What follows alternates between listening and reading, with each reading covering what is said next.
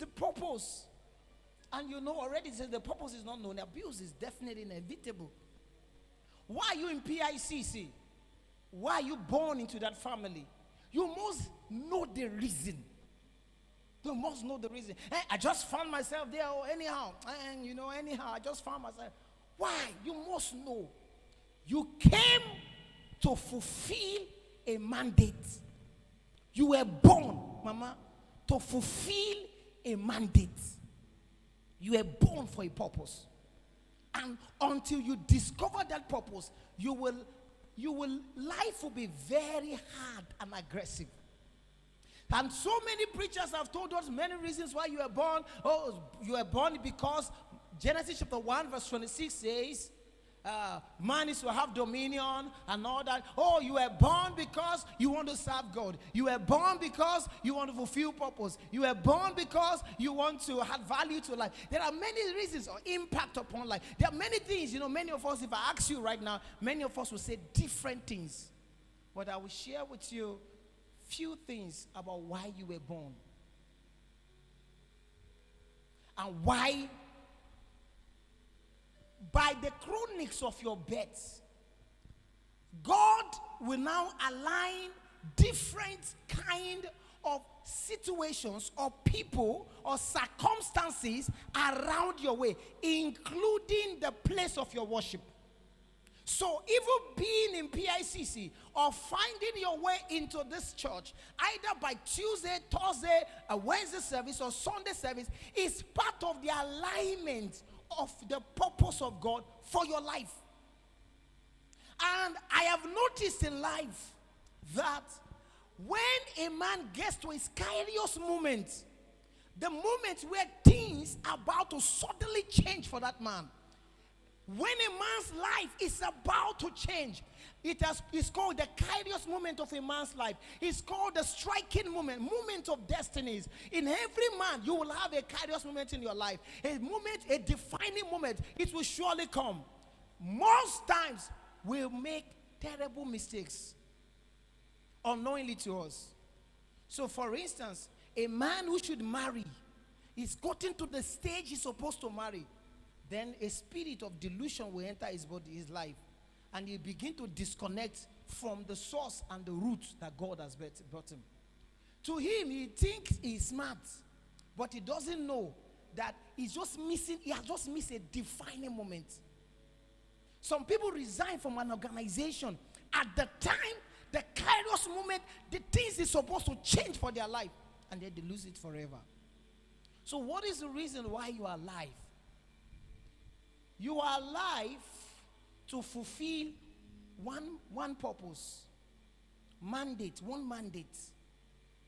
The intention, the reason, the purpose why God brought you, one mandate. One of those mandates is to please the one that creates you. To what, sir?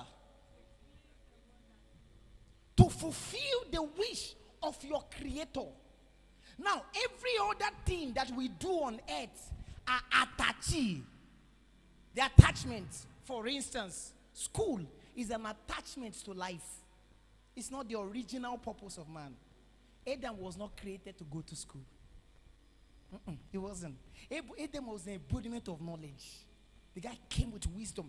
Men of old didn't go to school.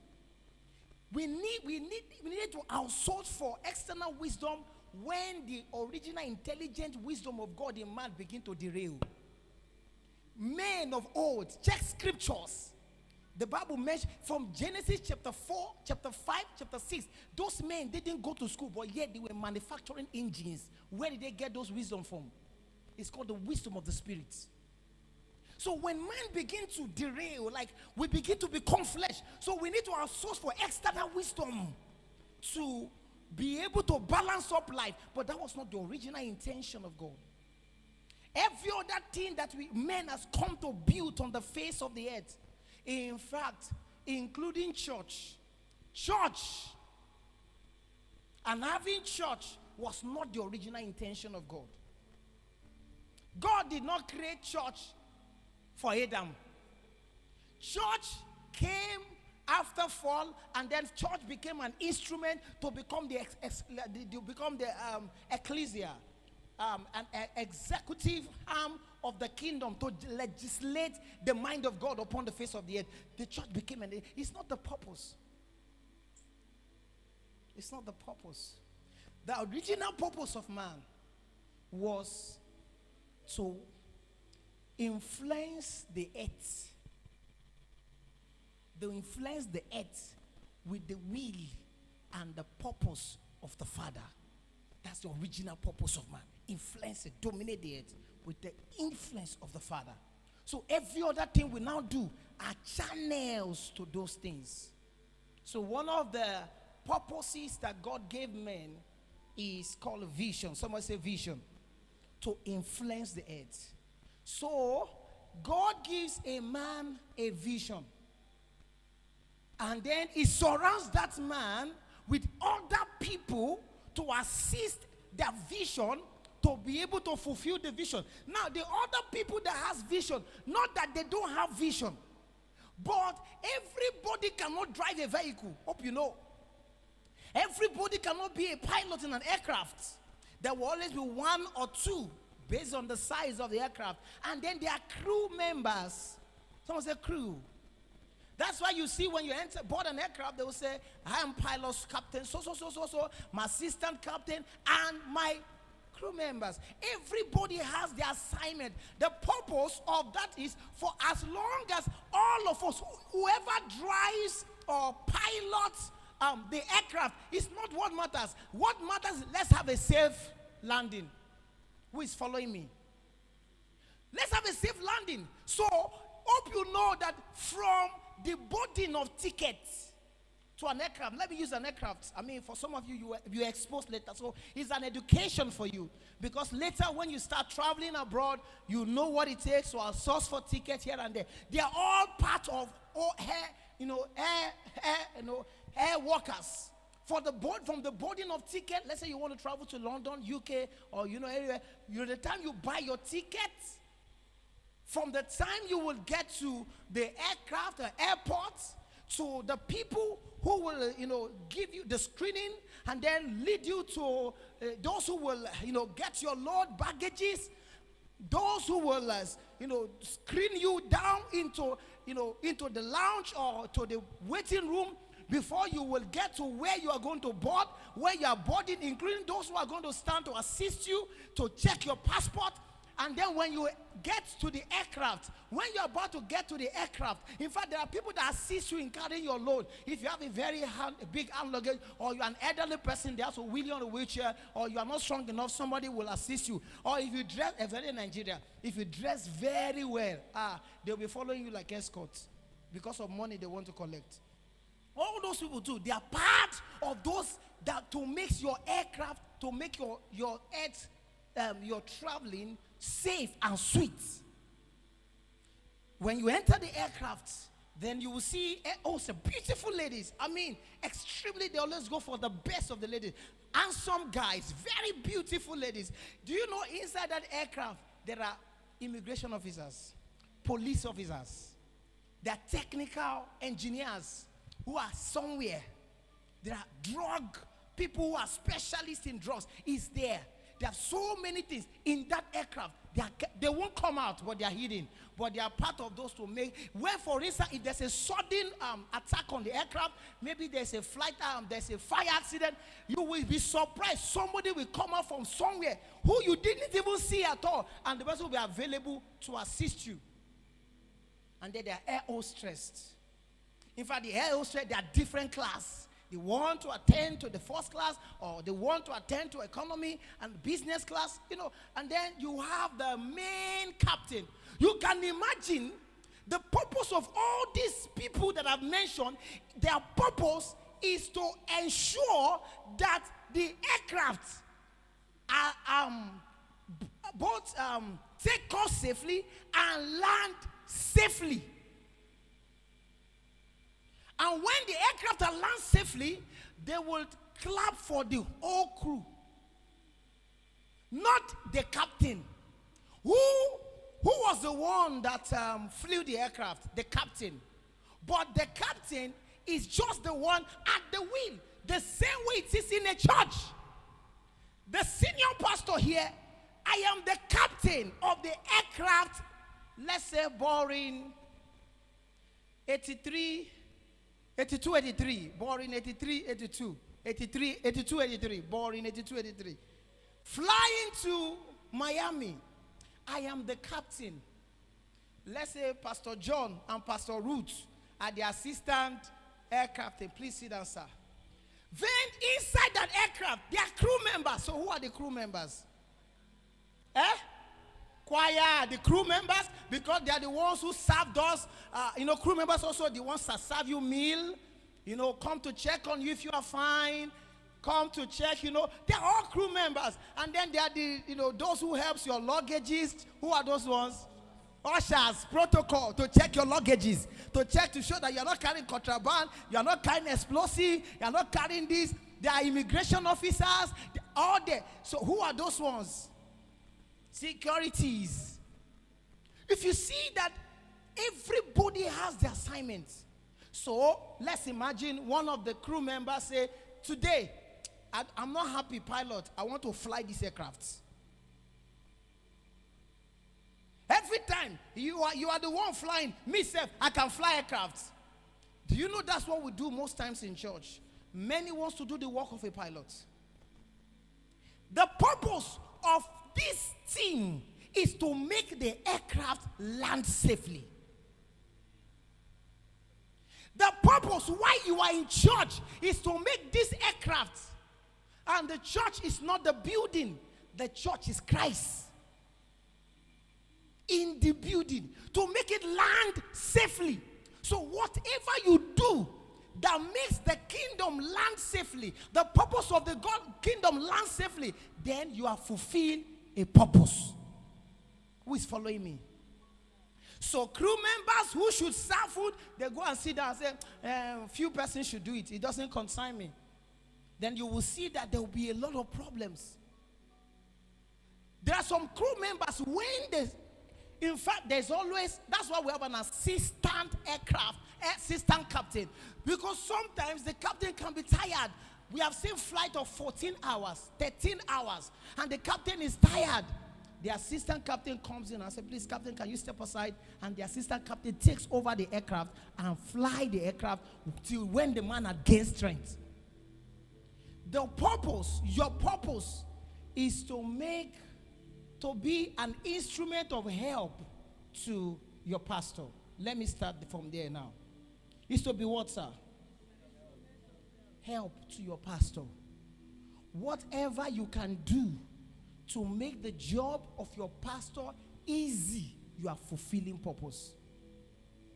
There are many things the pastor cannot do, but you can do it, and you have to do it. There are many things the pastor can do, but you feel, pastor shouldn't be doing this. Let's help you. You are to do it. For instance, I can sing, but I'm not a good, I've stopped singing.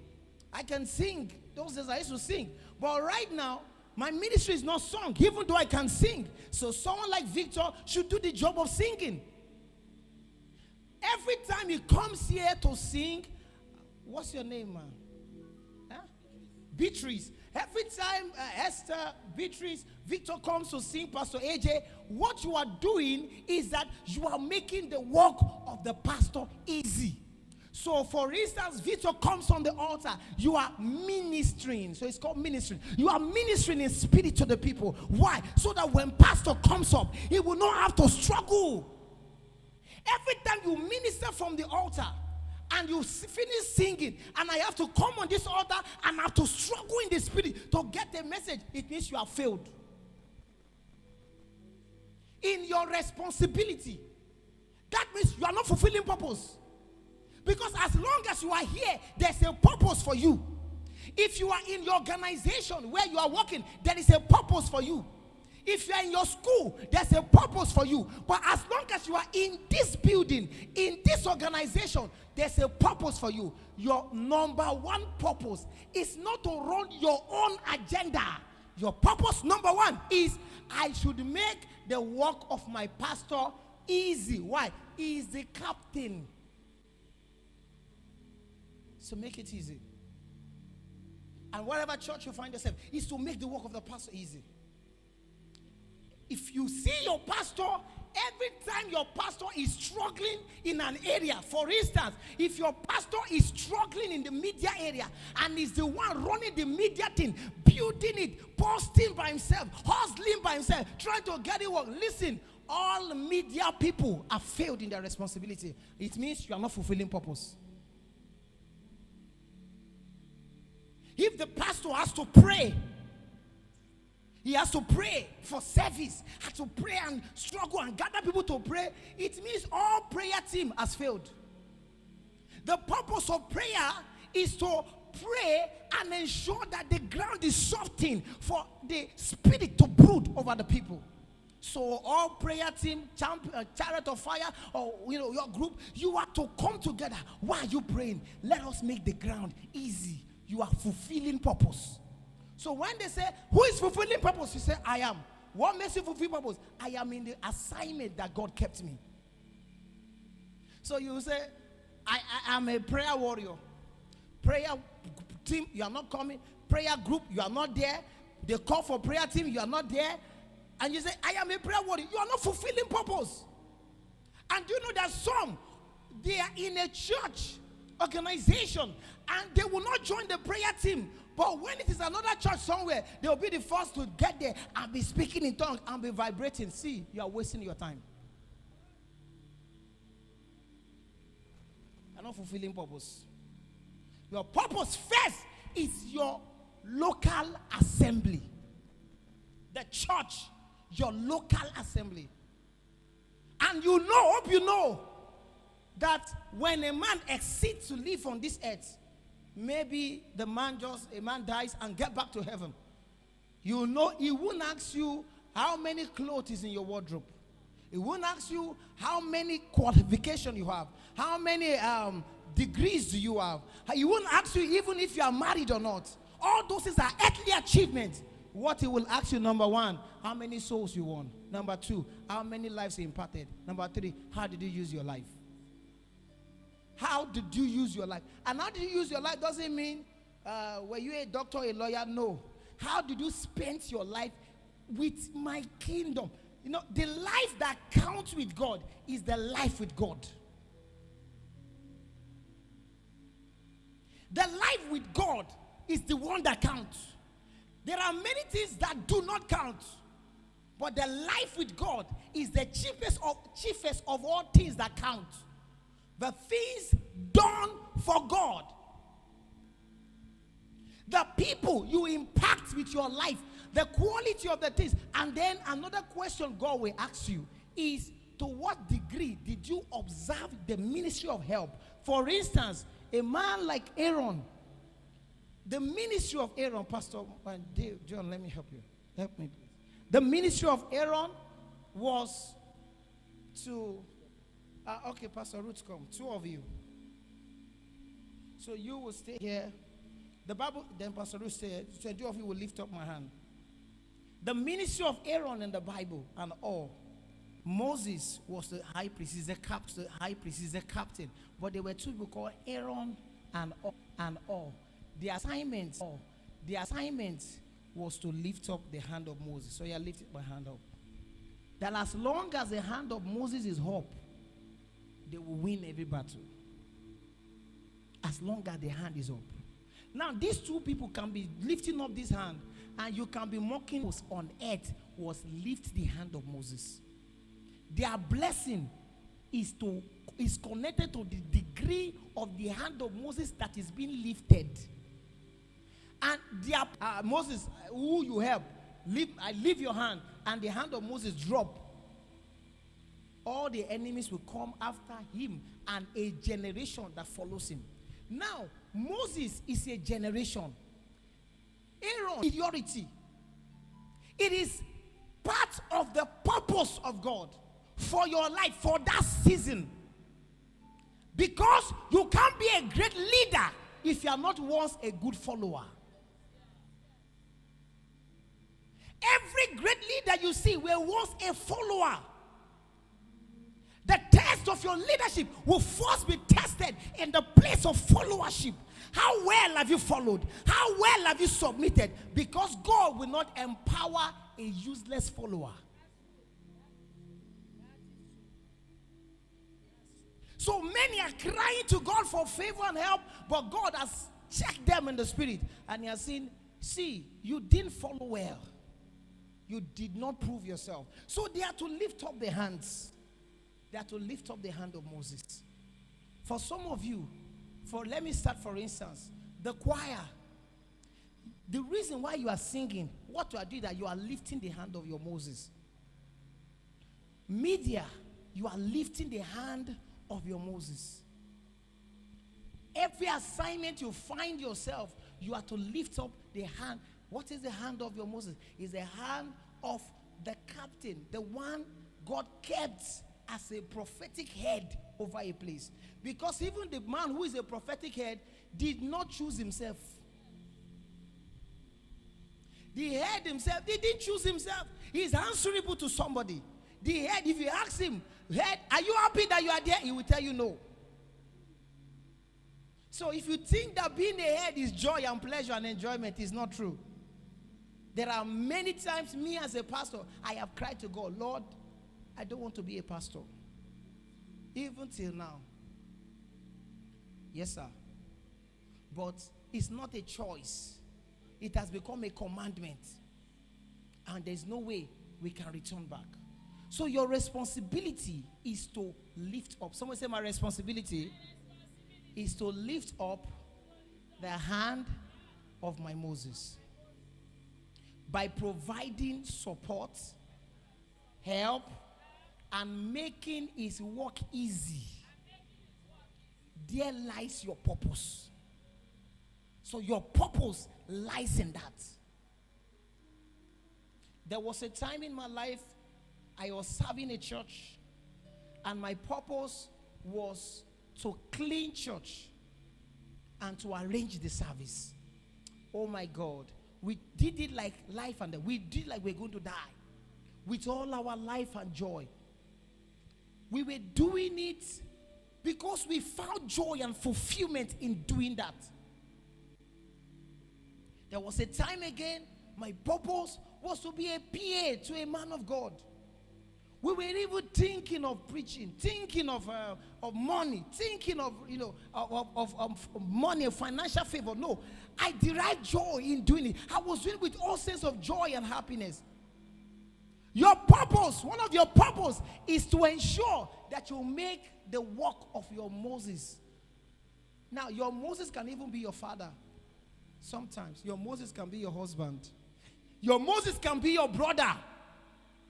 Your Moses can be people in your house, the house you are living. So don't only link Moses only to church. I'm only speaking as regards to church because we are currently in church. But to bring a balance, your Moses is anyone God has placed ahead of you. Your responsibility is to make the work of that person easy. So my question to you today is, are you making the work of your Moses easy? Your current leader in your department is your Moses. Anytime you become a nuisance, or you become a problem to an organization, you become your value, your relevance is no longer felt. Every time you get to a department, some people, when they are not around, people do not miss them. The moment you find yourself in a place and 1 week, 2 weeks, you are not missed, it's not because they didn't love you. They love you. 1 or 2 persons may be thinking about you, but you are not missed. Then you need to sit down and redefine your purpose. Why? Because once you are in a purpose, anything that makes you be in a purpose and you are doing it passionately, if you are not in that purpose, there will be a vacuum. Who is hearing me? There will be a what, sir? There will be a vacuum. If there's no vacuum, there's a problem. You are not doing it. You are not doing it passionately. My responsibility is to make my Moses work. easy. My father in the Lord, my father-in-law, who was just pastor, I made up my mind when he was alive that everything he ever commits into my hand, even when it's not convenient, I must carry it out and ensure it's successful. So there are times that Daddy has called me on a Tuesday morning, and you know how I value Tuesday. Like I can miss Sunday service, but Tuesday I will come. He has asked me to go and pick people at airport 7:30 in the morning, and I will have to go. You know why? My purpose is to make his work easy. Number two, my purpose is to ensure that everything this man commits into my hand does not die. Elisha picked this man from the airport. How I pick him is no longer his responsibility. His job is that let me just do all he has. How I go about it, what I spend my money, what I drive my car there, all I know is that let me deliver results. I want to deliver results, sir. And every time, God knows, I stand before the altar. There's never assignment he gave me before he passed on that I failed one. Yes, sir. I didn't fail any. I've seen believers, pastors, leaders in church. You will commit something to their hand, right in their eyes. The thing will die and they'll be jumping. They are to go and cover their head for months and be crying. You will commit something in somebody's hand, and you are still speaking in tongues. Waiting they give you don't die. Group die, this die, department die, fellowship die. Everything in your hand has died, and you are still jumping and say, I am a believer. You have lost value. There should be concern inside of you.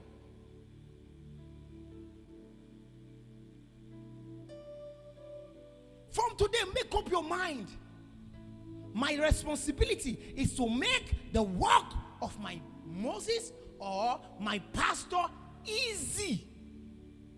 So, meaning from today, don't be ashamed. Sir, ma, what can I do, sir? Unashamedly to make work easy for you. Ready to ask?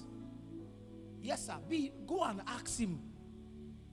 What can I do to make? You'll be amazed that he has many things in his mind that he wants to share, but there's nobody coming out to ask.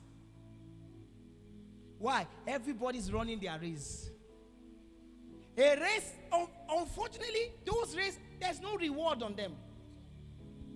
So everybody is running up and down, and there are no reward. Your purpose is to make the work of. So, mommy, daddy, go back home. After today, go back home. Your mother is your Moses. Mommy, ma, study, sir, or your guidance, your parents, anybody. What can I do to make this house easy for you? Don't say, hey, you know now. You should know now. As the Moses, be ready to itemize assignments. If there are no assignments, then tell them, as long as I remember something to tell you, I will pass it across. And don't ask sarcasm.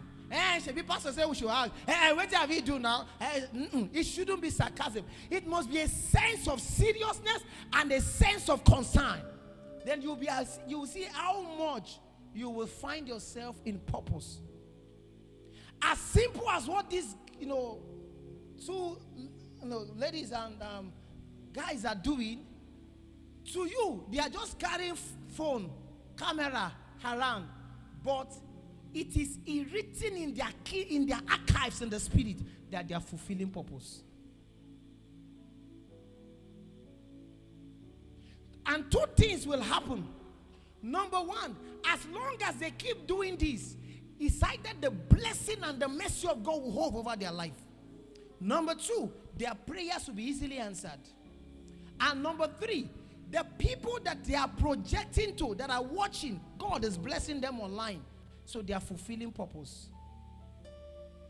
And one thing about the kingdom is that the Lord has developed a system called the system of replacement. If any one of them chooses one day to feel, I am big, bigger than the phone they are holding. I don't want to hold it again. Or they are offended and they choose to drop that thing. For 1 or 2 days or 1 or 2 weeks, the phone will be there until God will raise up another person. Tina, come. Stand up. God will raise. In the kingdom, there is always a system of replacement. Even for the pastor on the altar. I'm telling you the truth. God has replacement plan. It's part of it. You know, there was one prophet in the Bible. The guy just came one day and he was saying, Lord, I am the only prophet in this town. I'm the only prophet who has not bowed. And the guy was to God with all sense of boldness and seriousness. I am the only prophet. I'm the only one here. There's no other one like me. And God said, calm down. Someone say, calm down. God said, calm down. The spirit of you are the only one, you are the only one. Let me show you. There are 7,000 prophets. I hear them. You don't know. 7,000 in just this city alone. Who has not bowed? I am placing 7,000 replacement for you. Meaning that for every man that mess up, there's a backup. It's a blunt truth we don't like to hear in the kingdom. We always want to hear the side of, you are the only one, but I'm sorry to announce to you, God do not want man to fail. But the kingdom has developed a system whereby even when you fail, there is another replacement. Why is the replacement? So that you even think of failing at once. That's why. So there's some of us sitting now, in the congregation, sitting like this. God is crying to you. He's telling you, I know that you love your book, you love your job. I know you are a loving person, but come out and fulfill purpose. Fulfill purpose. God, go to him and you won't even hear anything. Then you ask a man who is standing as a Moses. So, sir, what can we do to fulfill purpose? And then the man will say this, that, and anything the man points to you to do is part of your destiny. Who is getting me? It's part of your destiny. Whatever you do to make the work of your pastor simple, simpler, smarter, easier. Even if you take, for instance, there are people who sit down on the social media team. Okay, pastor, you know what? Let me just take over your social media team, your social media handle. And everything you do, I dedicate my time to be projecting it to the world. I will just be doing that after service. Just give it to me. Just give it to me. I'll be doing it that you are already fulfilling purpose. You are fulfilling purpose. These are some of the things that people do. And they win kingdom award, kingdom reward. The Lord reward them generously, massively for impacting the kingdom. Just in their location where they are impacting the kingdom. So if everybody here can make up their mind this evening to ask a question, you will receive an answer from the Lord. So the question you want to ask, number one, is ask the Lord, Lord, what do I do? Please, you can sit down. As we begin to pray, then we'll pray a few prayers and then we'll close. What do I do to advance your kingdom? What do I do to make... As we are praying, praise the Lord. For some people, God has configured in their spirit grace to multitask. Lift up your head, lift up your head. Look at me. Some people have the grace to multitask themselves. And for instance, Victor come. Because Victor can sing, does not only mean that Victor is limited to singing. Victor can sing. Part of the configuration of his purpose can also be that he can tweet. He can do online. He can do other things that does not affect his original purpose of singing. So we have a generation where they pass your assignment. These some of the things I see in PICC whereby somebody will just say, my own is just to stand in the camera. No, sir. You can multitask. Do 3, 4, 5 things at the same time. When I was younger, I multitask. I play drum, I play keyboard, I was in the choir, I was in media, I was in protocol, I was usher, I was in sanitation, I was in prayer team. The configuration was just too strong. No wonder the solidity is just confirmed. Our generation just say, I'm only prayer warrior. Who told you?